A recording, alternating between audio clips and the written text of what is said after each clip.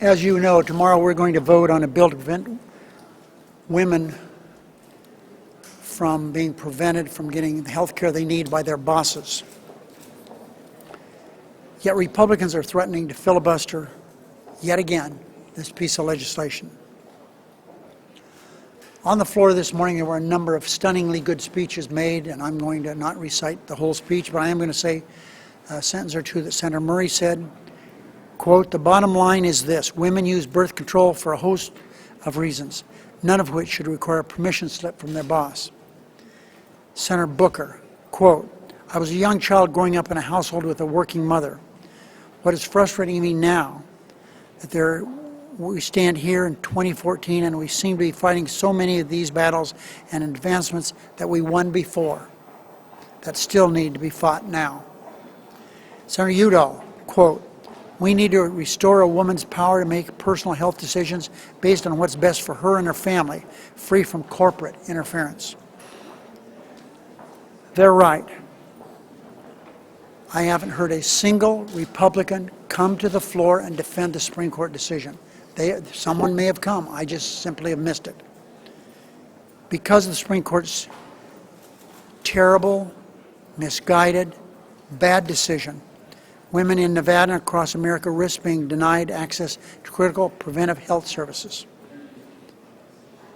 So how long do women have to wait before Republicans will join Democrats to stand up for them? Some of you heard what I said on the floor this morning. Senator McConnell said last Friday that women are doing just fine. There's plenty of them at the top of these big corporations. He's right. If you take the Forbes 500 top corporations in the world, 4.8% of them are run by women. So I think he's a little misguided there. That note that I said was a note of sarcasm. Women should not be denied health care because Republican men are too afraid to debate the issue on the Senate floor. Women across the country are watching. Tomorrow I hope we can show them that we're capable of discussing the issues they face in the workplace. Senator Reid, Venezuela sanctions. Well, I'm familiar with Senator Menendez's Venezuelan sanctions legislation. It's narrow, it's pointed. I think it's very, very good. And when you say, am I going to bring it to the floor, I'm doing my best to juggle all the balls I have to move things to the floor, but I think that's an important piece of legislation. And I would have trouble understanding why the Republicans wouldn't support that, but that's the way it is. Senator Reid, I know you haven't seen the legislative language yet, but you're aware of the basic outlines of the Horn and Cuellar plan. What do you think of their plan? Do you think you and other Democrats can support it? We're having a briefing tomorrow night at 5:30, all senators briefing on this issue. But from all the reports I've gotten on the legislation, the answer from me is no, I won't support it. Yes. On highway funding, the House is passing the highway funding plan today. The Senate Finance Committee's put together a similar package, but it includes some tax compliance offsets instead of it's a narrow version of President's living and the House plan. Which bill do you intend to take up? Well, I don't know when we're going to get the bill from the House. I'm told they're going to pass this today. Sometimes it takes a day or two for it to get here. But as soon as I can get to it, I'm going to try to set up a procedure where we have the Senate Finance Committee bill. We'll have a vote on that. We'll have a vote on Senator Boxer has something she wants to do also to limit the funding to, I think it's $8 billion. So I'm going to try to put all that together and have a few votes and hopefully get that out of here before the August recess. Well, my intention is to have votes on all three. How we do that right now, I'm not too Senator, sure. why do you oppose the Corn and Cuellar bill? Because I believe that our number one concern should be this narrow issue of how we take care of this situation we have on the border. And that, as I've been told, the Corn and Cuellar legislation covers a lot of other issues other than the problem we're having at the border. Remember, had we done comprehensive immigration reform, we wouldn't be having this issue. And everyone here The border is secure. Martin Heinrich talked to the caucus today. He's a border state senator. He said he can say without any equivocation, the border is secure.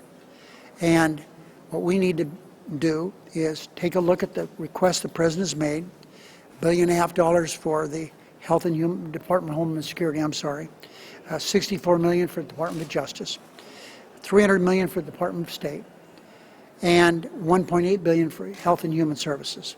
I believe that if those numbers are not exactly right, then if we need to modify them a little bit, fine. But with this money, we can take care of the problem. Senator Reid, Specifically about the young Central Americans who are here, do you think at some point, no matter how politically difficult it will be, that this body, this building will have to do something to change the law and make it easier to send them back? My personal belief there is that the law that has created some of the controversy now, there's enough, there's leeway there that the executive branch of government doesn't need new legislation. so Senator Reid, if you're not backing Cornyn Cuellar, which you said you won't, does that mean that you'll oppose any changes to existing? No, that doesn't mean, no, it doesn't mean that. You asked me, somebody asked me if I oppose that, and I said yes. And we're going to have this briefing tomorrow, and at that time, Senator Mikulski will talk to me, and we'll decide what we're going to put on the floor. Will the Senate leave for August recess without sending a supplemental and a veterans package out of that conference committee to the White House? I spoke to Senator Sanders several times yesterday. I've spoken to Rob Neighbors yesterday. We're having a little trouble getting the House to help us complete the conference. You know, it's not a, you can't, just because we want something done when we're in conference doesn't mean it gets done. Well, if I would think if this conference goes on much longer, I think they should just take what we've passed in the Senate. It's a good piece of legislation, and it passed overwhelmingly here. Your other question, am I going to leave before we do the supplemental? I hope not.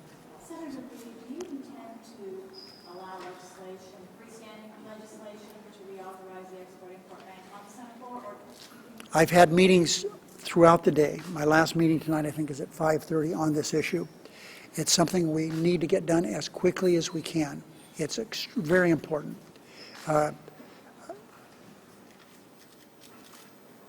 Thousands of companies benefit from that. And I know I've heard some complaints, well, gee whiz, some big companies get a lot of that. Well, one reason that we're building most of the airplanes in the world today is because of the EXIM Bank legislation. Airbus has huge subsidies. And what we're doing to help the American airplane manufacturing is very, very timid compared to what the European community does for Airbus. So it's an important piece of legislation, and I'm looking for a way to thread the needle and get it done. What is it about the Cornyn Cuellar plan that you disagree with? I think that it's too broad. It addresses more than just the border problem. Senator Reid, Yes. deadline Sunday for a long-term nuclear deal with Iran. Secretary Kerry should have more time to negotiate the deal. We have time until that expires. I'm sure we'll be hearing plenty from the administration prior to that time. It's important, and that's an understatement. The president has a lot of, he has authority on his own to extend the time. He doesn't need our permission to do that. But I would hope that we would work together in a bipartisan fashion to move forward, and I hope that we can get something done with the Iranians. Thanks, everybody.